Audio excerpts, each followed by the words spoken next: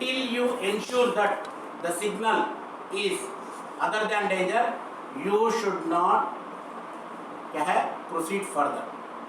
गाड़ी को आगे तक लेकर नहीं जाना. The next thing is calling out of signals. Calling out of signals ये very very important point है.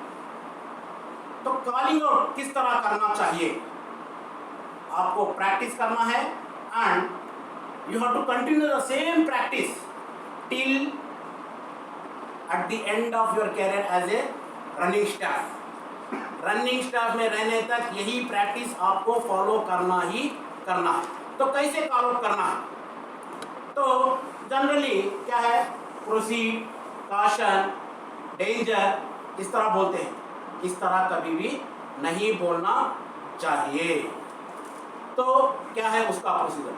तो कॉल आउट कर रहे हैं तो हैंड गेस्चर दिखाना चाहिए. जो सिग्नल है, होम सिग्नल है या आपका स्टार्टर सिग्नल है या एलएसएस है, जो भी है, पहले आप उंगली दिखाना चाहिए उसको. होम और उसका कौन सा station, what is the station. For example Maddikera approach हो रहे हैं और मदिकरा का होम सिग्नल क्या है, डेंजर है. तो आप क्या करना है, मदिकरा होम सिग्नल डेंजर, इस तरह बोलना है.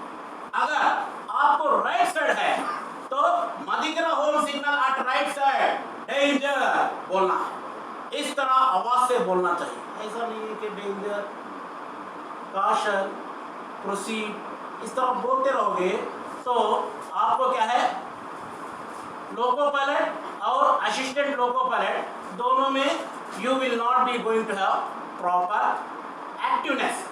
तो कभी भी सिग्नल बोलेंगे तो इट शुड बी बाय क्या है, पूरी जोश से, विथ एनर्जी. क्योंकि हमारा जिंदगी किसके ऊपर डिपेंड है, सिग्नल एस्पेक्ट के ऊपर ही डिपेंड है. अगर एक बार गलती हो गई है, nobody is going to save you. आपको कोई भी सेव नहीं कर सकता है. तो कैसे बोलना है, home signal, Maddikera home signal danger, station का नाम और सिग्नल का नाम और हैंड गेस्चर बोलना है. ये प्रैक्टिस क्या है, कभी भी सीएलए रहने दो या ऑफिसर रहने दो या ना रहने दो, आपको यही प्रैक्टिस करना चाहिए. नेक्स्ट और एएलपी, हर हमेशा you should be practice to apply emergency brake. Emergency brake लगाने में बहुत सारे एएलपीज झिझक रहे हैं. Most of the ALPs are having some क्या है, they are having some shyness.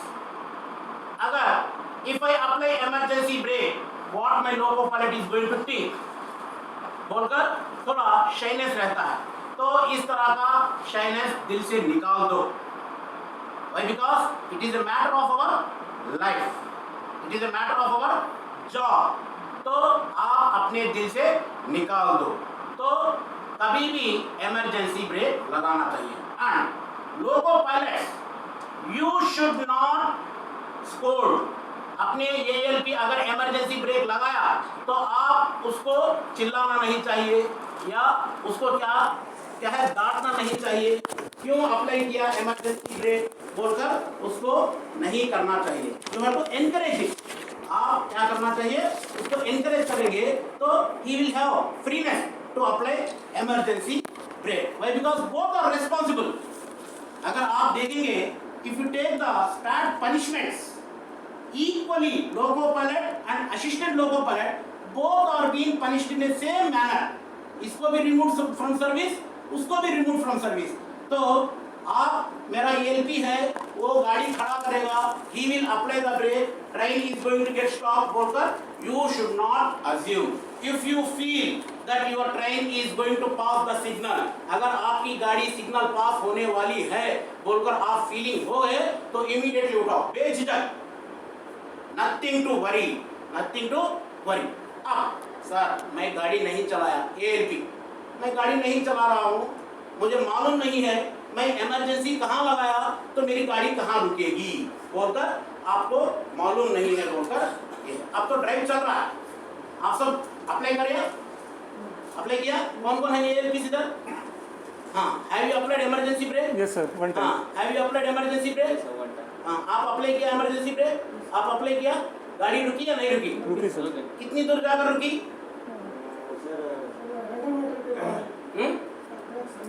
मेरे केस में सर 10 फीट मात्र, 5 हाँ। फीट। वो 3 फेज में सर ब्रेक फेलियर हो गया था। हाँ, नंदयाल होम के पास, रेडियन के पास होम फेलियर था, लोडेड ट्रेन, तो उस समय इमरजेंसी ब्रेक अप्लाई किया। तो आप कब लगाया? हाँ, तो कितनी दूर जाकर रुकी? कितने स्पीड में अप्लाई किया आपने? 110 kmph में अप्लाई किया, तो कितनी दूर जाकर रुकी? Approximately 100 metres. हाँ, आप सर में अप्लाई किए थे वो सीखने के लिए, तो अप्रोक्स 60 एमपीएस के आसपास था, तो 700 किलोमीटर 700 मीटर के आसपास होता है। हाँ, तो पहले the first basic quality what a assistant loco pilot has to inculcate, आपके दिलों में क्या जानना चाहिए कि emergency braking distance, what is my emergency braking distance, ये कॉन्सेप्ट रहना। अब बोल दिया हमने उठाने के लिए, आप उठा रहे हो, तो आपको पहले मैं किधर उठाऊंगा तो मेरी गाड़ी किधर रुकेगी, this is the first concept what you have to be kept in your mind, ये कॉन्सेप्ट रहना चाहिए। तो कैसे है कॉन्सेप्ट, कैसे बिल्डअप करना चाहिए? तो एक OHE मास्ट और दूसरे OHE मास्ट के बीच में व्हाट इज द डिस्टेंस? 75 70 जी सर। अप्रॉक्सीमेटली जो हमारे लॉबी में देखा है कि नहीं, फ्लेक्सी डाला है ना? हाँ, तो approximately one OHE to another OHE approximately 40 metres distance है, अप्रॉक्सीमेटली 40 मीटर्स डिस्टेंस है। कर्व सेक्शन है इसीलिए, क्या जी? कर्व सेक्शन की वजह से बहुत नज़दीक है सर। कर्व में नहीं, हम बात कर रहे हैं main Main line. line। Approximately क्या रहता है आपको 40 मीटर्स डिस्टेंस रहता है। फ्लेक्सी डाला ना, देखा ना? हाँ, लॉबी में देखा। हाँ, तो the distance between one OHE mast to another OHE mast is 40 metres and next 1 hectometre to another hectometre, जो किलोमीटर पोस्ट रहता है ना, उसके डीजल टेरिटरी में काम करते हो ना, तो डीजल टेरिटरी में काम कर रहे हो या डीजल लोको पायलट्स हो या असिस्टेंट लोको पायलट्स हो, तो एक हेक्टोमीटर से दूसरे हेक्टोमीटर में डिस्टेंस कितना है? 100 metre. So this is the first concept, तो आपको ये जानना चाहिए। तो सिग्नल है आपका, होम सिग्नल रहने दो या स्टार्टर सिग्नल रहने दो। Next is the speed of the train. Speed देखना है, कितना है स्पीड, 60 kmph या वन गुड्स रहा तो 60 kmph या एक्सप्रेस रहा तो 110 kmph मैक्सिमम स्पीड, और क्या है ये, तो ये स्पीड देखना चाहिए आपको। तो फॉर एग्जांपल एक बॉक्स इन HL है with full load you are working, full load आप काम कर रहे हो, तो योर स्पीड इज 60 kmph है and what is your EBD, emergency braking distance? 1050। हाँ, 1050 वेरी गुड। तो 1050, तो अगर आप 60 kmph है, आपकी गाड़ी आकर डिस्टेंस के पास 60 kmph है, what is the distance between home and क्या है डिस्टेंस? 1 kilometre sir. 1 किलोमीटर। तो उधर आपका ड्राइवर क्या है ब्रेक नहीं लगा रहा है, तो immediately what is your action? आपका एक्शन क्या रहना चाहिए? आगे सप्लाई करना सर। क्योंकि गाड़ी कितने किलोमीटर ट्रैवल करने वाली है? 1 किलोमीटर। इमरजेंसी उठाने के बाद the train is going to stop at 1050 metre. तो 1 किलोमीटर के पहले अगर आप इमरजेंसी उठाओगे, then your train is going to stop before home signal. ये कॉन्सेप्ट रहना। And next 15 kmph, 15 kmph generally 60 kmph पर अप्लाई कर देते हैं, तो अब 15 kmph पर क्या है braking distance box and HL का? नहीं, 25 मिनट 15-75 है ना। अब गाड़ी आप सपोज यू आर अप्रोचिंग है 750 सर। 15 kmph है, 15 kmph। Suppose you are approaching a home signal और you are approaching a 25 starter signal and your speed is 15 kmph, तो 15 kmph में कब आप RS उठाओगे? 125 125। तो 125 कैसे पता करोगे, नापोगे? No, sir. Are you going to measure in from the logo? OHE मास, तो कितने OHE मास? 5 से हाँ 5 डालो, 5 for the 200 होगा 200 या 3 बोले तो 3 से 4 120। Yes, sir. तो 5 और 4 के बीच में if you apply emergency brake then your train is going to stop at home signal। तो उधर ये कॉन्सेप्ट रहना चाहिए। अगर आपकी गाड़ी पास हो गई है, 3 मार्च पास हो गई है, 2 मार्च पास हो गई है and your speed is 15 km, then your train is not going to stop before home signal and it is going to pass the home signal in danger aspect। And you will be going to write in your explanation, sir I have applied emergency brake बोलकर लिखते हैं, तो फायदा है? There is no use।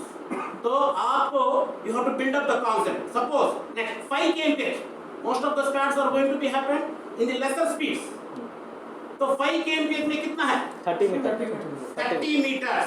तो एक OH mark, if your home signal is there and your train is 1 OH mark and if your speed is 5 kmph, then अगर driver apply नहीं किया, गाड़ी 5 kmph से ज्यादा है, तो immediately you have to apply emergency brake, emergency brake लगाना चाहिए। So this is the concept what you have to develop in your minds।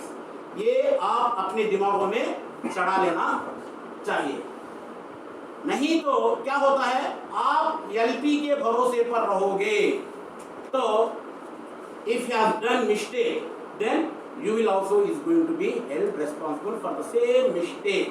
अगर आपका एलपी गलती किया तो आप भी उसकी जिम्मेदार हो जाते हैं।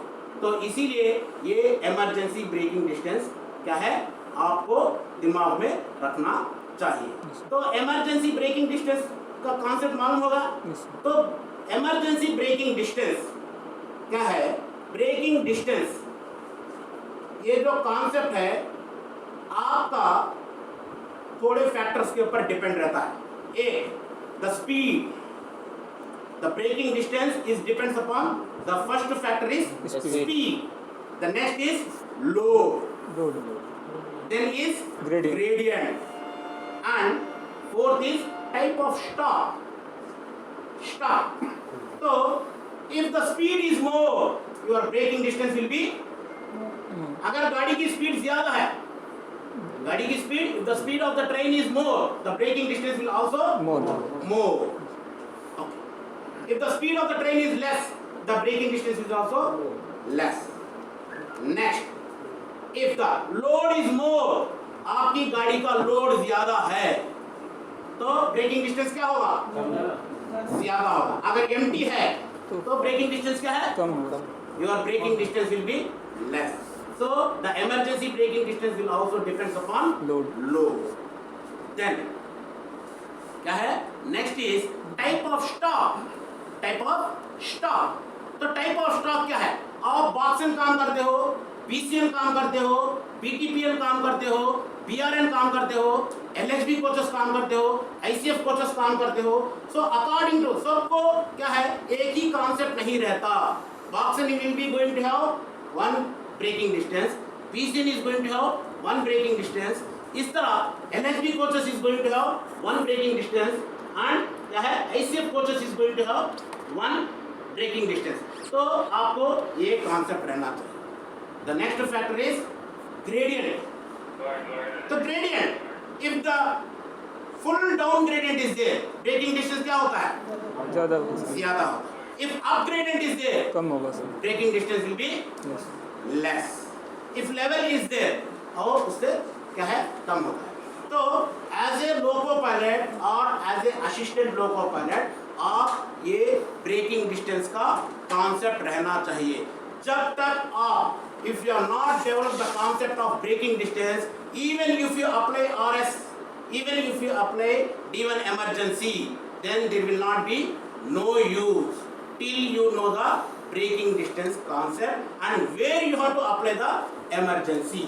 emergency कहाँ लगाना चाहिए ये आपको जानना चाहिए। Next, another thing, most of the things क्या होते हैं स्पेयर आकर क्या है कब होते हैं while approaching the destination सारा गाड़ी काम कर लिया है and on approaching the destination what is the normal habit क्या है हमारे लोको pilots and assistant loco pilots क्या करते रहते हैं हाँ चलो पैकिंग कर लो जो सामान है वो आकर उठाकर बैग में रख लो बोलकर you will be involve in that activity so क्या करते हैं लॉग बुक लिख देते हैं जल्दी से क्योंकि आते ही क्या होता है दूसरों को चार्ज देना बोलकर लॉग बुक ये भी रहा तो क्या करता है लॉग बुक लिखने में इन्वॉल्व हो जाता है नेक्स्ट इज क्या करता है driver he is going to involve what he is going to set his bag set कर लेता रहता है और रफ जर्नल बुक लिख लेता है और अपना सामान पूरा बैग में पैक कर लेते हैं टिफिन बॉक्स जो भी है so these things you should avoid till you stop your train before danger signal तो आप इसमें इन्वॉल्व हो जाओगे तो क्या होता है you are going to involve and you are going to skip the signal and you are not aware what is the speed of the train and what is the distance you are going to travel and whether the driver has applied the brake or not तो ये concept दिमाग से चले जाता है and you are involved in this activities and at last moment driver is going to apply emergency brake and the train will not be going to stop गाड़ी आपकी गाड़ी नहीं रुकेगी तो आप क्या करना चाहिए you should not pack items or involve in any activities before the danger signal.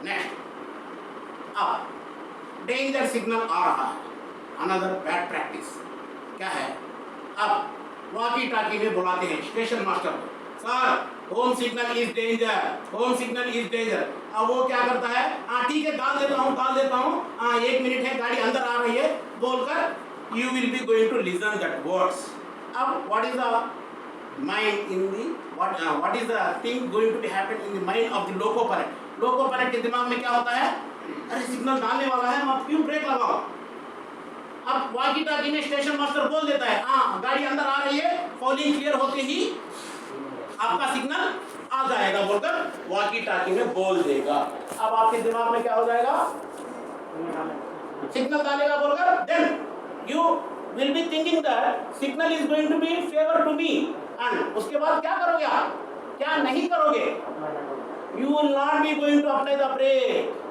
तो जब भी if you are approaching the danger signal you should not talk to station master or you should not talk to your ALP also or ALP should not talk to LP the only thing danger बोलकर यही बोलते रहना है बस दूसरा कोई और बात नहीं करना चाहिए अब वॉकी टाकी में बोलता है one case I will going to discuss you in Tadipatri station कम से कम एक 2 साल हुआ है ये केस होकर so the loco pilot is moving into the loop line and immediately the loco pilot has called the station master Tadipatri station master को बुलाया नंदुलूर लोको पायलट सर हमारा स्टार्टर सिग्नल डेंजर है तो इमीडिएटली स्टेशन मास्टर क्या बोला आपका signal आ जाएगा 1 minute में बोलकर बोल दिया तो लोको पायलट हैज लेफ्ट अब क्या है फुल लोड गाड़ी अब पास में आ रही है सिग्नल नहीं डाला he has applied emergency but the train has not stop गाड़ी पार होकर चली गई अब गलती किसकी है उधर अब स्टेशन मास्टर के ऊपर बोला the station master has informed me in walkie talkie that signal is going to be favour for me बोलकर एक्सप्लेनेशन में लिख कर दिया but it is going to be accept करेंगे तो क्या बोलेंगे आपको क्या बोला जाएगा why you have not applied the brake when you are seeing the signal is at danger बोलेंगे अब वो बोल देगा सिग्नल पास थ्रू है बोलकर आप पास होकर चले जाओगे नहीं तो आप कभी भी स्टेशन मास्टर को जब तक आप गाड़ी स्टॉप नहीं करेंगे you should not call to your station master stating that why the signal is danger क्यों है बोलकर पूछना नहीं है, लाइन क्लियर क्यों नहीं है बोलकर पूछना नहीं है।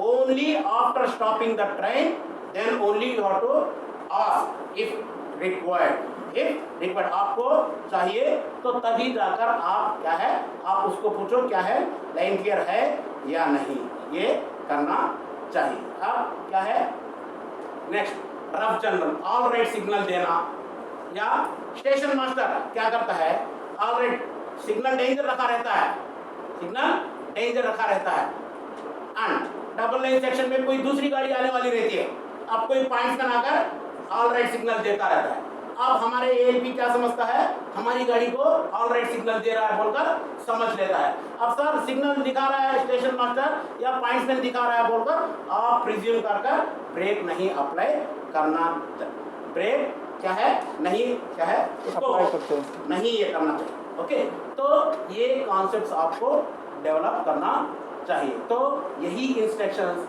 आपको क्या है इस हमारे पीसी शॉप हमारे डिविजन्स को ये स्पैड्स अवॉइड करने के लिए बताए गए हैं, तो आप सब ये कर लेना।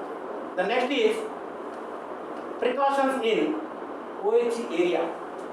OHE area, so what are the precautions? तो कितना रहता है हमारा OHE? 25,000 25 kV 25 kV। अब घर में 250 240 और 220 वोल्ट 220 वोल्ट। अगर if you got shock in your house कैसे रहता है, हाँ झटका लगता है, आदमी मर जाता है। So what is the distance, safe distance from OHE? कितने अंदर रहना चाहिए? 10 मीटर्स 2 मीटर्स। 2 मीटर्स के अंदर जाओगे तो भी घसीट लेगा तुम्हें। इफ यू गो बिफोर क्या है OHE के पास अगर 2 मीटर के अंदर भी जाओगे तो आपको शॉक लग सकता है, तो उसमें नहीं जाना चाहिए। फर्स्ट थिंग ये सेफ डिस्टेंस आपको जानना चाहिए। अगर you should see any abnormality in the OHE। abnormality का मतलब any hanging parts or any contact wire has been broken or any cantilever is shaking or any क्या है आपको जो भी ये फॉरेन बॉडी लटक रहा है या ब्रांचेस आपके OHE पर है, ये देखना चाहिए। And immediately if you see any foreign body और इफ एनी हैंगिंग पार्ट्स और if any defect in the OHE, आपको क्या करना चाहिए? You have to stop the train. Not only your line, आपके लाइन में ही नहीं, द एडजेसेंट लाइन आल्सो। आपका एडजेसेंट लाइन में भी जो भी आपकी अबनॉर्मलिटी दिख रहा है, इमीडिएटली आपको क्या करना चाहिए? You have to note on the kilometre number note करना चाहिए। And at the next station आप आकर you have to inform to the station master को इन्फॉर्म करना चाहिए। The next is whenever now it has given instructions not to climb on the locomotive। गाड़ी के ऊपर क्लाइम नहीं करना चाहिए, स्पेशली डीजल लोकोस।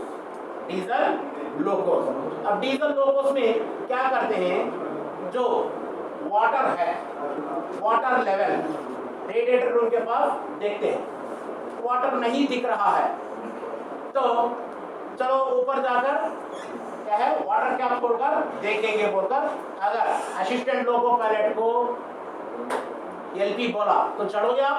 नहीं सर, नहीं।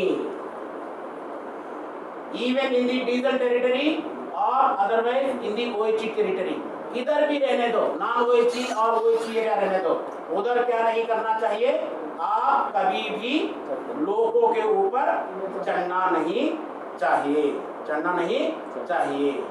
अगर ड्राइवर बोलेगा तो भी नहीं चढ़ना चाहिए। एंड लोको पायलट, आप you should not give instructions to your assistant loco pilot not to climb on the locomotive. Recently, we have seen one assistant loco pilot has got electrocuted. एक assistant loco pilot मर गया मालूम? जी sir. जो OHE के ऊपर लोको के ऊपर चढ़ा और चढ़ते ही 2 मीटर के अंदर गया और सारा बदन उसका जल गया, सारा बदन जल गया। तो इसीलिए कभी भी OHE के ऊपर नहीं चढ़ना चाहिए। Next, whenever you are attending, क्या है, OHE staff, they are attending the faults in OHE, आपको क्या करना चाहिए, you have to ground your locomotive, ground करना चाहिए, ground करना है। WG9